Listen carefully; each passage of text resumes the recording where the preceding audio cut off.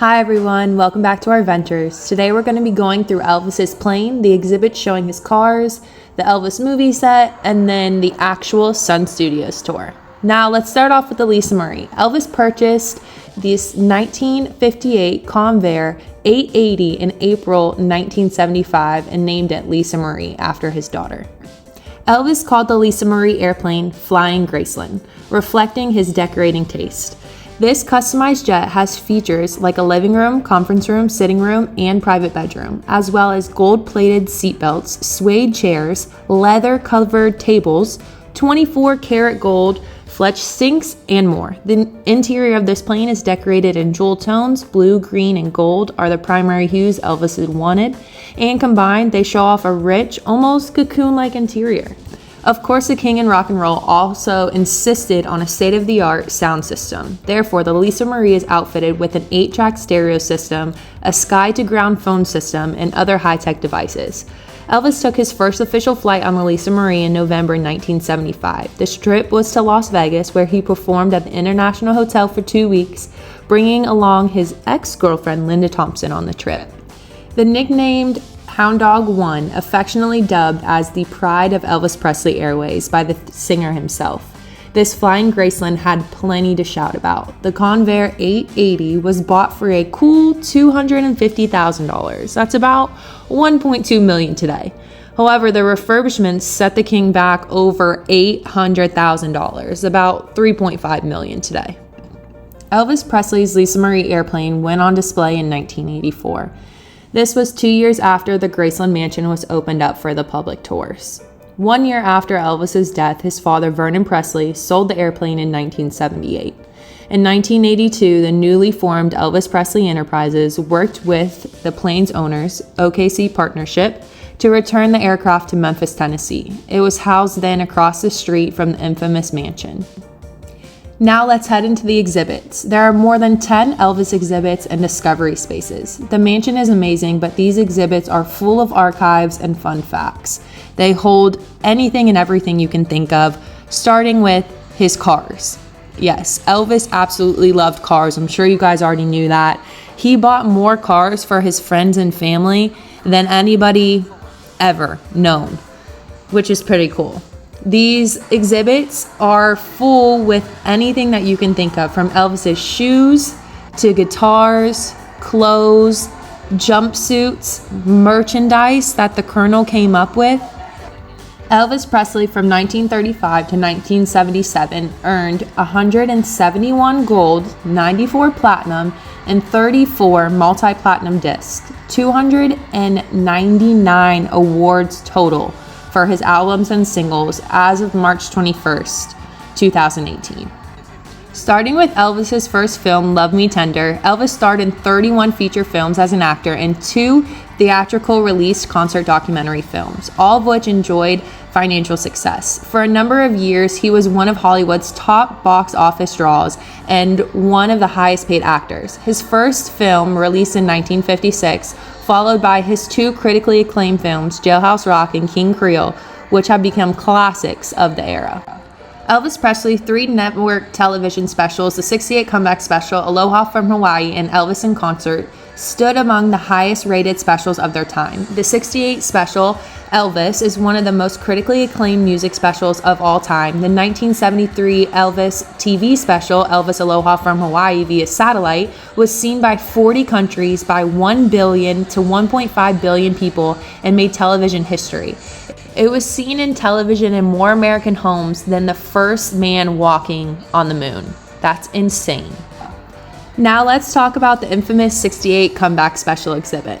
When Elvis Presley's manager, Colonel Tom Parker, initially met with NBC in May of 1968, he asked them to produce a special for Presley singing Christmas songs. It was a novel idea since most TV specials then featured multiple artists, and this one would solely focus on Elvis. But it wasn't until one-time Hullabaloo director Steve Bender and his producer Fool Bones Howe took creative control and told Presley it would be an opportunity to do what Bender called something really important, ditching the Christmas angle and instead re-announcing himself as a performer. That Presley was sold on the idea. Filming took place in June of 1968 at the NBC Studios in Burbank, California. The special included a sit-down session that showcased Presley in an informal setting, surrounded by fans and a small band. And then, fun fact, the song "If I Can Dream" was a gold record for Elvis. So, tell them about this letter. During the filming of 68 Comeback Special, of course, you know, Colonel Parker wasn't that involved with it because Elvis hired the other people to run it, what to do, and suggested different outfits and songs and things like that. And the audience was going to be a light audience, but it was going to be people that they just gave tickets out to come. It wasn't that they had to pay for it or anything. So apparently Parker's like, oh, I'll take care of that. I'll get all the tickets. I'll get the tickets out and get them distributed. Well, apparently Parker decided not to get them out because he wanted to sabotage the whole thing because he didn't want Elvis depending on these other guys and thinking that they were great and him hire them. So I think a couple hours before the performance or the showing, no one was there because Parker never gave the tickets out because he wanted to sabotage it. So of course the producers are calling around. They're calling the people that work there, bring your sisters, bring your kids, bring your girlfriends, bring everybody. So they had to rush these people to get them all there for this 68 Comeback Special, and that's what Parker was trying to do. So sabotage it, but it worked. As we walk further into this exhibit, we see some of the most famous items. The tablecloth deal between Colonel Parker and Mr. International Hotel for Elvis's residency in Vegas, along with jewelry, and then my favorite room in all the exhibits ever to exist, the jumpsuit room. I could stand in this room for hours looking at the details of the jumpsuits. They switch these jumpsuits out often, and these are just a small fraction of the ones that Elvis owned. I'm just gonna let you guys look at this without me talking.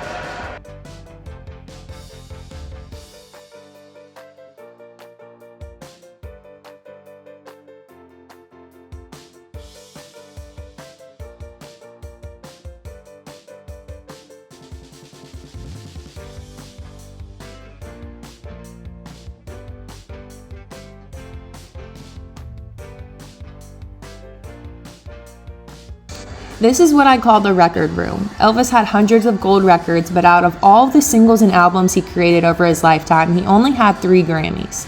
Now, all of the 3 Grammys were from his gospel songs, and at age 36, Elvis received the Grammy Lifetime Achievement Award. Now we're gonna stop and head into Lisa Marie's exhibit.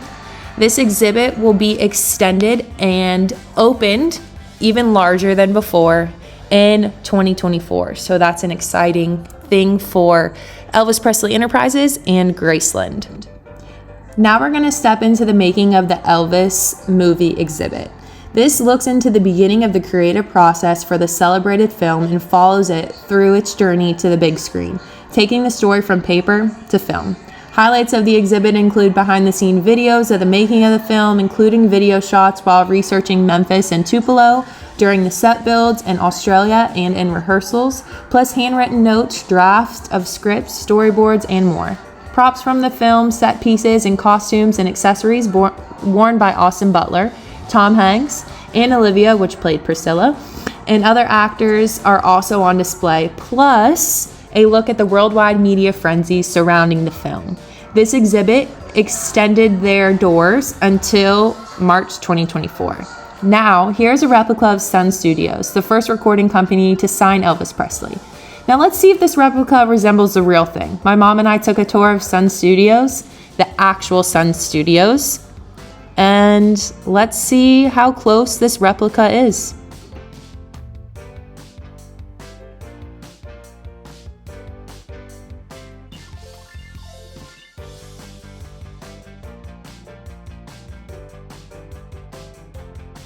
Sun Studios is known worldwide as the birthplace of rock and roll. It is the discovery location of musical legends and genres of the 50s, from B.B. King and Elvis Presley to Johnny Cash and Jerry Lee Lewis, from blues and gospel to country and rock and roll. The Sun sound began with Sam Phillips launching his record company in February of 1952. He named it Sun Records as a sign of his perpetual optimism, a new day, a new beginning. Sam rented the small space at 706 Union Avenue for his own all-purpose studio. As a businessman, Phillips was patient and was willing to listen to almost anyone who came in off the street to record. Now, the studio didn't start off booming with customers. Originally called Memphis Recording Services, anyone could come in off the street and record something for a small price of $3.25. Sam needed help paying the rent, and this was the best way to do it. Sam started out with regular, no fancy recording equipment, and eventually, as he grew, so did the fanciness of the equipment, state of the art. And then Sam was adamant, super adamant on recording blues music. He didn't really care for anything else, none of the slow stuff. He just wanted that blues feel. Now, the story with Elvis went a little like this. Young Elvis was around 18 years old when he walked into Sun Studios one day. Sam's Phillips, however, was not in, but his assistant Marion was. So she helped Elvis set up to record a birthday present for his mom. He recorded a song called My Happiness, and Marion liked it so much, she made a copy of the recording and showed it to Sam the next day. Well, Sam did not like it at all. He was not a fan. It wasn't until a year later that Sam Phillips reached out to Elvis to audition for Sun Studios. Sam needed someone to record a song without you, so Sam brought Elvis in, and Elvis brought his slightly beat up guitar, and Sam made Elvis sing almost every song that Elvis knew, because Without You was not the song for Elvis. Elvis stated in one of his interviews that it felt like he was there singing for about 3 to 4 hours, when in fact he actually was. He would look up from where he was standing at Sam Phillips in the booth, and Sam would just nod his head and say, "Boy, you're fine. Relax, have fun with it." So Elvis was trying to keep it professional though. He wanted it straightforward. But Sam was about fed up with Elvis and his sound. Elvis started to joke around with the 2 other guys that were there, and they started to sing That's All Right Mama. Sam about lost his mind, and from then on knew that Elvis was going to be a star. One of the cool things in this tour was that we actually got to see the exact room that Elvis did his first ever on-air interview in, and that was the WHBQ room, which is right here.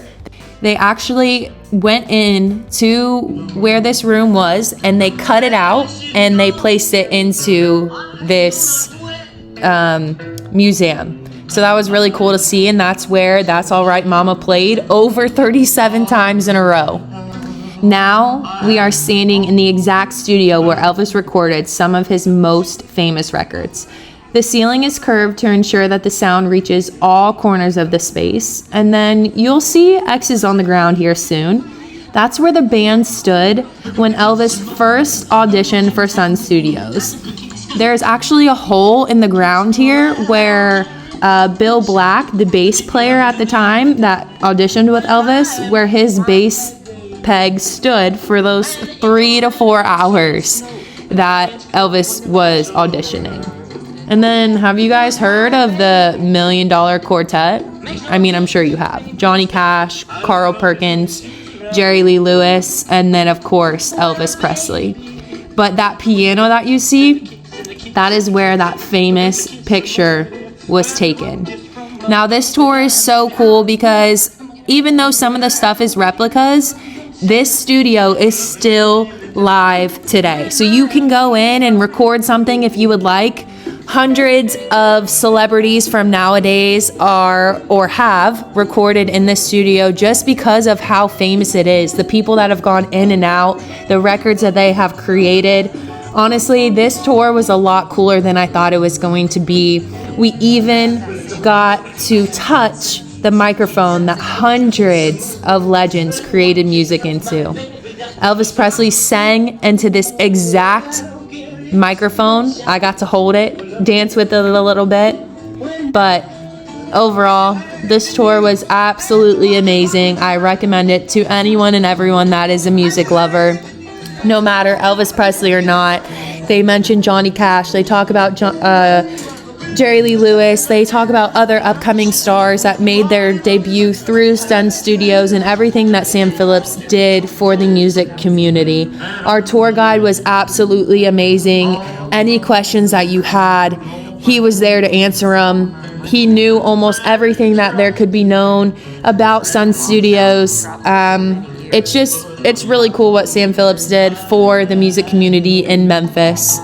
But here I am holding the microphone that Elvis Presley held. Obviously other stars as well, but it was just really cool. I hope you guys enjoyed all of our Graceland Elvis videos.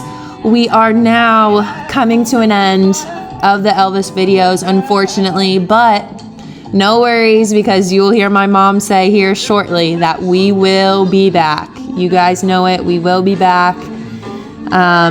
But take the time, don't go to Graceland, do Sun Studios. It was only $15. It lasted about an hour. It was amazing. I highly recommend it. Getting the sense of Elvis. Go to Tupelo, take the Memphis tours with Miss Sue. Go to Graceland, go to Graceland, go to Graceland. But I hope you guys enjoyed this venture. We will see you guys back here soon in Graceland, Elvis Week 2024. Key is. See you in August, Graceland. Bye. Say see you in August. See you in August. It's like 5 something in the morning. For where are we coming in August for? Oh, this week. Hopefully I don't get sick. Yeah, I got sick when I was here last time. What the heck?